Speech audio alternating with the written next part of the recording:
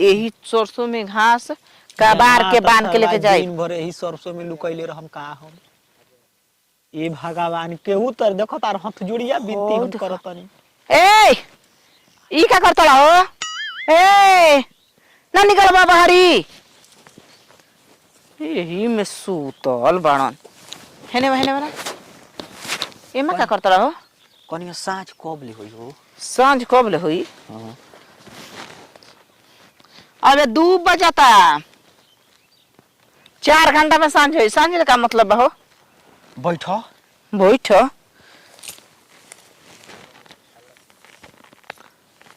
कनिया की गौवा में कुछ हाला नहीं न हो तो गांव में हाला ना तो गांव में तो हाला कुछ नहीं क्यों खत पता नहीं केनका तो 2-4 आदमी गुल गुल गुल बतियावत रहन हम घास गड़ जतन तो जाके बात सुनतनी तन की सुन ना लेला के का बतियावत न सब काहे कहते सुननी उ का बतियावत तन का निखन जे बतियावत ना ना भैया इनकर से कह देब त गांव में कह दी हम आ सुना एमा का करत रहलबा उ तन की घामवा भइल न त हम कनी तनी वही में सूत के आराम कर लेही हो सरसोईया में तो का लठिया में सुतब त दिन कन्या त सरवा कुछ कटले बा ऐसे का गिरुर गिल बा अब बुद्धि पढ़ावत रह मोहे लेटाइल बा पोटाइल बड़ा आई यहां से वहां का हो सच सच बताइब कि ना कोई सुतेला तो बिछा के न आ तू बिना बिछावले कुछ सुतल बड़ा का कुछ गमछी लेल बानी कि बिछा के सुती झूठी के मर्द सको कर लागली जा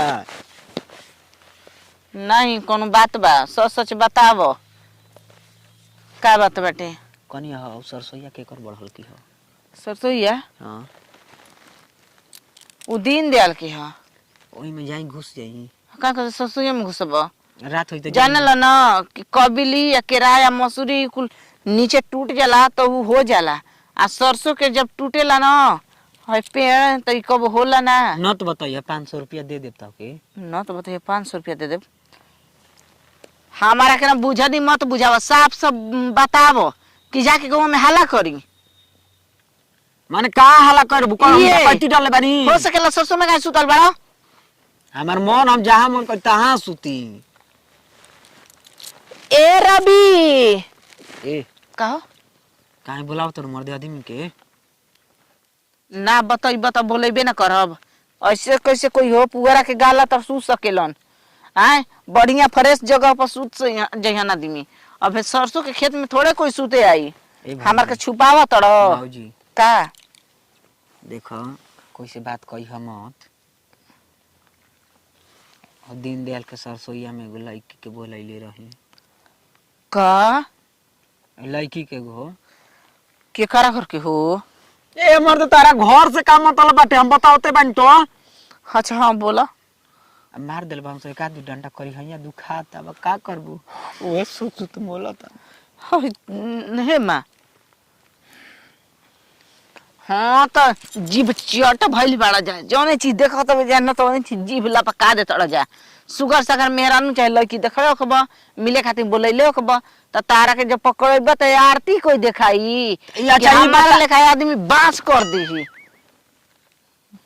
अच्छा ई बताओ जबले तहार मन ना रही तबले हम ले लेब का ले लेबो माने कहे का मतलब कि जबले तहार मन ना करी त हम भेंट कैसे करिया जाइब तो एकर मतलब हमारा मन करता है हम बिना मरद के बानी अच्छा ई बताओ तार बतियावे के मन कइला से तब न रुकल बाड़ू हाँ तो ओही तरी वो कुहू कल ए हमार बतिया के मन थोड़े रहल हम तो घास के बारे में तो देखनी तो ओही में लोटियाइल बड़ा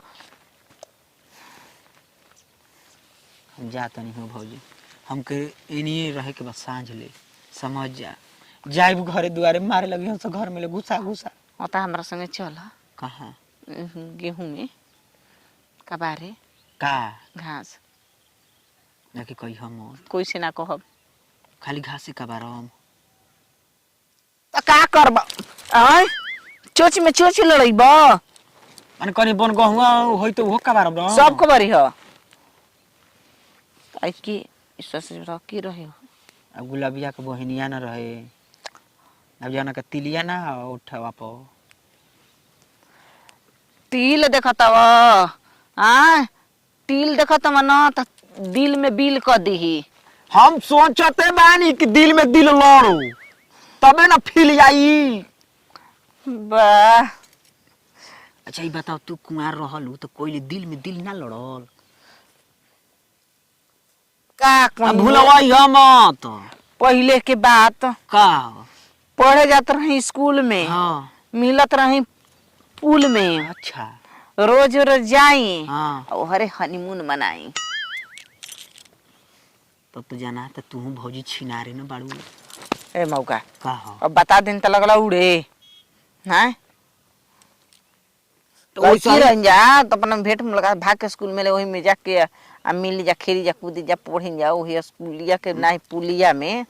कौन ऐसा लड़की बिया की पढ़े के बहाना जाके सारा पुल में मिली? मन ना करत रहे पढ़े के तो भाग जाइन जा मास्टर के आखी में धूल झोंक के। तो वैसे ही हमार मन ना करेला ना तो या हम सरसों में भेंट करीला। तो बोलाई क्या भेंट करबो? ना ओकरा के घरे बनला के ए भौजी हां चलो ना वही में का बारल जाई। का हो?